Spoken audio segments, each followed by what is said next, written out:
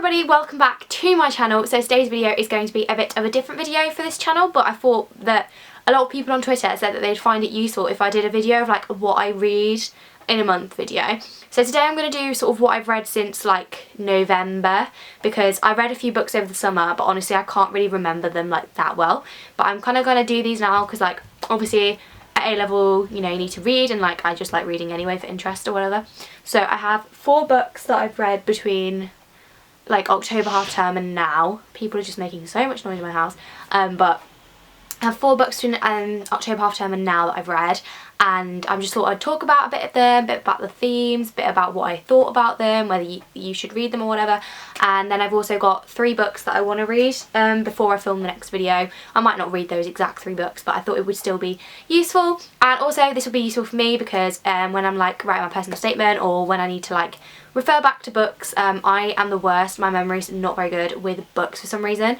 I can't remember it unless I talk about it, so hopefully this will help me refresh my memory a little bit, and also will help me when I need to like refer back. Why are people so loud in this house? I swear people wait until I'm filming and then decide, yeah, do you know what I'm going to do? I'm going to make so much noise. So please ignore the bath running in the background.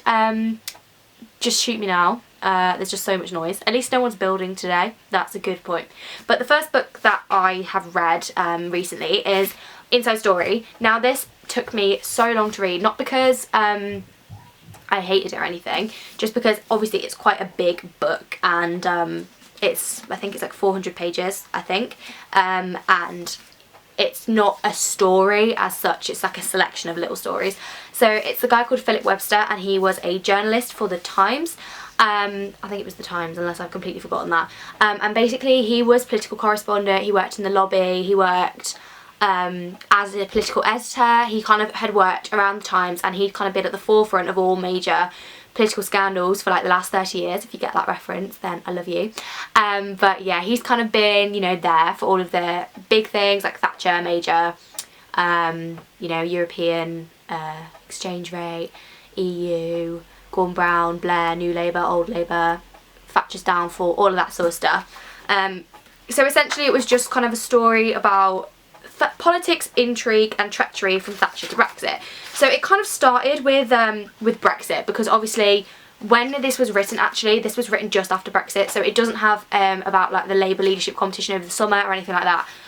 It's just got up to, I think, Theresa May, but it has some really good stuff in here about like how David Cameron like handled the coalition, and also it's kind of like an insider's view. Instead of having the history textbook or the politics textbook's view of like Thatcher's downfall, for example, you had all of the stuff behind it. And also one bit that I remember particularly well is just before what's his name? Blair. Oh my god, that's not good. Just before Blair's 1997 election, he was so panicked about not winning that he was like begging the Times not to put out an opinion poll just in case it turned it around or whatever. But there's loads of stuff in here. So it had a lot of stuff about like the intrigue, so like John Major's affair with Edwina, and all about that. Obviously about Margaret Thatcher. There was also some cute little stories that he just had, like personal stories, like just little things which were nice little additions. And you know, there was one where like I think they were held at gunpoint in somewhere in Africa, and there was one where they were travelling on a helicopter, and Margaret Thatcher, like they were going to get shot down, but Margaret Thatcher didn't tell anyone. There's loads of stuff in here, all about like how, like little things, like there was one bit I remember, I think it was about Thatcher, and basically if you don't know, like she got kind of ousted by her cabinet, and she kind of she lost the faith of all of her MPs and cabinet, whatever.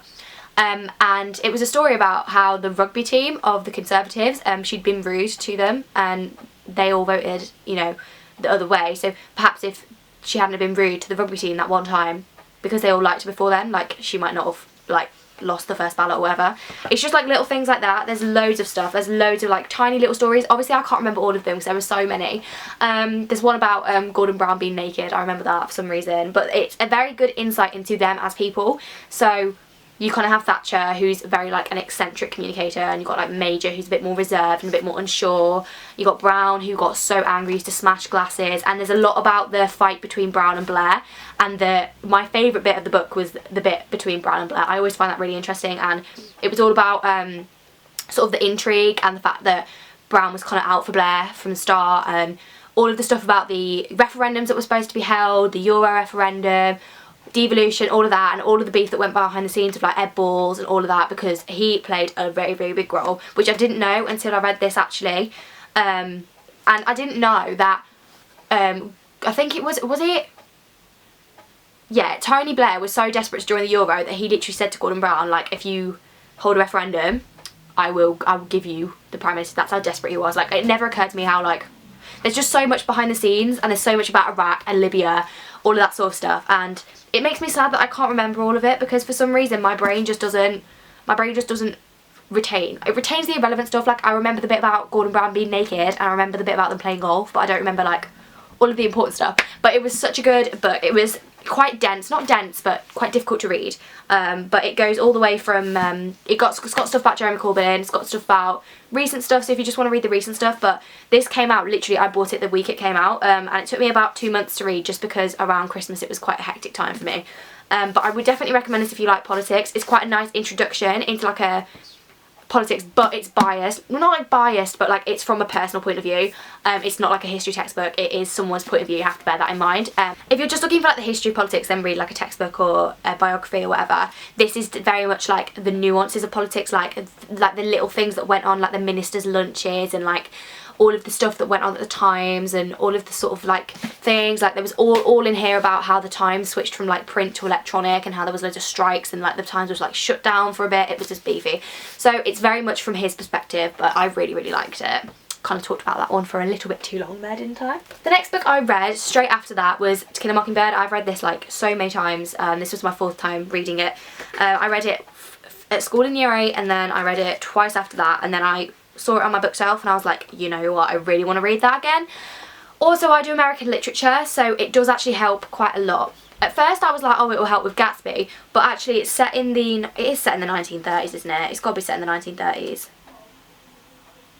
Is it set in the 1930s? It must be like 30s, 40s, right? And it's about a little girl called Scout and her brother Dill, who live in the deep south. They live in Alabama, and it's a very like decaying town, like it's that kind of faded grandeur of the south, whatever. So it actually really helps with Streetcar, because Streetcar, if you don't know, the main character of Streetcar comes from like the south, so it gives you a very good insight, and the story is so heartwarming, so charming. Scout and Dill and Jem, no, her brother's Jem, not Dill. Scout and Dill and Jem, they're all like little kids playing, and you have that lightheartedness of like their antics, but Scout also learns a lot. She learns a lot about racism, the racism in this book. It's so well like crafted, like the way that they talk about it, and it's so subtle at times and so blatantly obvious at other times. But there's also sexism, there's also like stupid societal codes that they have to live by, there's poverty, there's love, there's hatred, there's all sorts. Like there's so much in this book, and it's all framed within this gorgeous story in which Scout is maturing as a person, which I really like. Like you go from the naive Scout to the end. Like Scout, of course, she's still a child, but she's learnt so much more, and you also struggle because you don't know how to feel about a lot of the characters, and I really like books where you don't know how to feel about the characters. So like Atticus, who is her father and is a lawyer, takes up the case of Tom Robinson, who is a sort of he's like a black guy who's been accused of raping one of the local white women, but then you see like how sad the story is, and you see like abuse, you see love, you see so much. This book, just, I can't recommend it enough. It's got a lot of humour in, it's light humour but also so dark at the same time. This is one book that I can always remember really well. It's just an amazing book, and yes, there are really like dark moments, but the plot is very much cute, and there's so many nice characters, and you also learn a lot from the characters, because you've got your typical southern woman who's like very like traditional, and Scout is not traditional, she's like a tomboy, so she has to learn that in her society that's what you got to do. And yeah, it's just a great book. If you haven't read it, it's a timeless classic, and I really would recommend it. I'm not going to read the sequel just because my English teachers both told me that it would ruin it, so I'm thinking no. but this is just so important. It's such an important novel, and it's still relevant today, and that's what's important. It's so relevant today. So just read it. It's timeless. It's amazing. I really can't recommend it enough. I think what I'm trying to say is it's just so many messages put into one really good story. And after that, I read The Bell Jar. This is such a good book. Now, okay, I read this for Gatsby particularly because it's about a girl called Esther who moves to New York. She's lived like all her life, really high achiever. She moved to New York because she got a scholarship. She's really, really clever, and she kind of moves to New York. And obviously when you go to New York, you would expect that they'd be living like the high life, like all this glamorous. It's set in the 50s, I think, or the 40s. And you kind of, it's amazing because you have this like dazzling New York atmosphere, but you just watch her complete mental decline. So it's kind of like the idea that I feel like she was already on the edge of depression when she came, but it's amazing how it starts off as such a, you know, glittering, roaring city, but as the book goes on, her narrative becomes more and more otherworldly, and you just get completely lost in this girl's mental state. And it's also really important to see how other people around her react. And you don't necessarily like Esther. I'm not saying she's my favourite person ever, but it's really interesting to see how behind that like glittering American facade, where, you know, mental health was still so stigmatized at the time, and she gets passed from mental asylum to mental asylum. And what I like about this is, I thought because the author killed herself, spoilers, just saying, that she would, but she didn't, which was nice. You know, I mean, it just ended really nicely, and that you don't know what happened, but you kind of followed this woman's journey, and you kind of get this idea that she might be okay again. But there was a line that really hit me, and it was something to do like, oh, like you spend your life like chasing all these good grades, but I hadn't thought what I would do after school was over, because the only thing I was good at was getting good grades, and that's like me, so I'm quite concerned. But it's a really, really good book. If you love American literature, definitely read this. It's all about, you know, you've got the sort of themes of like women, relationships is a really big one in this, dominant relationships, breakups, makeups, all of that sort of thing. And it's nice because she's within this amazing New York world, but she's not within it, so you're kind of seeing it from like an outside perspective. I really feel like I'm not doing this justice, but it is a modern classic, and I can totally see why. She's got like loads of like crazy men friends, there's loads of dinner dances, dates, but behind that you see her perspective on life just shift. And you also see how mental illness was treated at the time, which is really interesting. But yeah, definitely read this. It's also got a lot about like sexuality, rape, all of that sort of thing. It's a very hard-hitting book, but when I finished it I felt really like satisfied, so would recommend. And the final book is this one. This is homage to Catalonia. This is by George Orwell. He wrote, let me just eat a chip. He wrote Animal Farm, and he wrote 1984.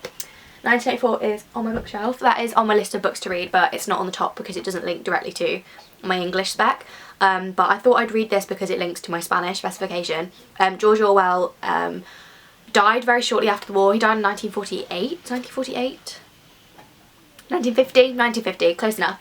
But he went to fight in... Whoa! Oh my god! George Orwell went to fight in the Spanish Civil War. He went to fight against the fascists. And for me, personally, like having not done that much about Civil War, I found it really interesting, and to me it was always the fascists versus the like Democratic Republicans, right? No.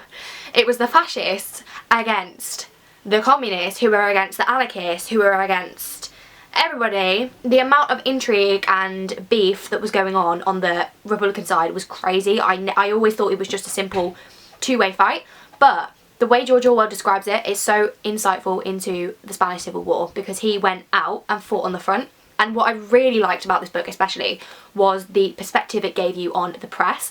Not just the press in Spain, but the press in England very much tried to paint it as fascist versus Republican, because they wanted people to go over and didn't want people to realise how much beef was going on. And also they like painted the workers in a really bad light, because, okay, basically let me explain. There was the fascists and there was the Republican government, but when the Republican government and the fascists were like, right, we're coming to get you, Republican government, the government were like, oh, we haven't got anything to do, so we're going to arm the workers in the trade unions. And then the workers in the trade unions took it on themselves to create this like anarchist, socialist revolution where they collectivised everything, and they had workers' committees and they all worked for themselves.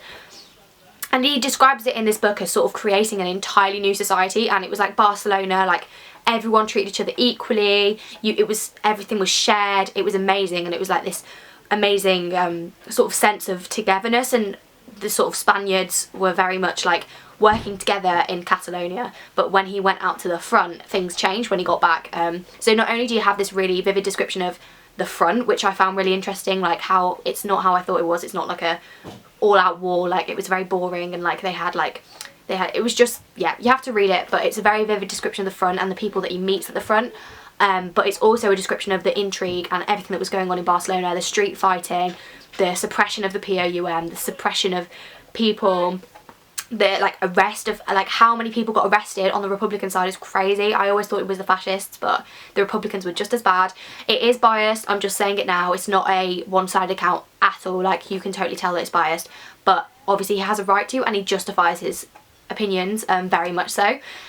Basically the party that he was fighting for was accused of being like Trotskyist fascists essentially, and he very much justifies why he thinks that that can't be the case, and you get such a good glimpse into the human condition and all of the people that he meets, the difference between the Spanish people he meets, the English people he meets. And he does say that when this book was written, the war was still going on, so the fascists hadn't won, and he does say that he hoped that fascism would never take hold in Spain because the way that the Spanish people are, they just don't have the efficiency and the ruthlessness of Germans and Italians, and I feel like that's so true. It gives you such a good glimpse into Spain. Everything was so disorganised, everything was so like chaotic, but you had that love and you had that cherish and you had that genuine revolutionary feel, like they felt that they were fighting for something, which is so sad when there's all that oppression and all those arrests for no reason. But I feel like I could talk about this book for ages, but I'm not. But not only does it give you a very good account, there's also the bit in the back that explains the politics very, very well. I never realised that the communists from Russia were giving aid to the Republicans. Like it didn't occur to me, and that explains so much. Like I didn't realise as well that there was a type of communism where they don't want world revolution. I thought that was the whole point of communism. Apparently not. There's communism, there's socialism, there's anarchism. It's very confusing but very interesting, which leads me on to, very good book by the way, I'm just going to move on though because this is like the longest video ever. I'm talking really quick, but I just don't want this video to be too long. I'm reading A Very Short Introduction to the Spanish Civil War by Helen Graham, because after reading that I'm like proper in the Spanish Civil War mood and I just want to start reading about it. I'm pretty sure I'm going to do my EPQ on fascism, either Spanish Civil War or German fascism. I think I might do like a comparative study, but I really want to read this because I really love the very short introductions. I read one on linguistics and I really liked it. So that's my first book. And my second book is Diamond as Big as the Ritz and Other Short Stories by Scott F. Fitzgerald. I read Tender as the Night and genuinely it was the worst book I've ever read. I hate it. But that's just me. I love Gatsby with all my being. So I thought if I read the short stories, these are set in the same time, and it's about the same thing, so I feel like it will really help with my English, and I love Fitzgerald, so I'm okay with this. And the final one is Die Verwandlung, which I think means metamorphosis in English. This is by Franz Kafka. It's a very short story. I was going to read it in translation, but I really just want to read it in German. Everyone's given this such good recommendation, so I'll let you know how I feel when we get back to the next video. I know this has been like the longest video ever and I'm so sorry, I didn't mean for it to be so long, but I didn't just want to say the plot of the book. I wanted to tell you like what sort of insight what sort of insight there was into it. I didn't want to just tell you. But if you read any of these books, let me know. Leave some book recommendations down in the comments. And yeah, let me know if you like this series by giving this a thumbs up, and I'll see you soon with a new revision video next Saturday with a maths one. That'll be it. Alright, bye! Mwah.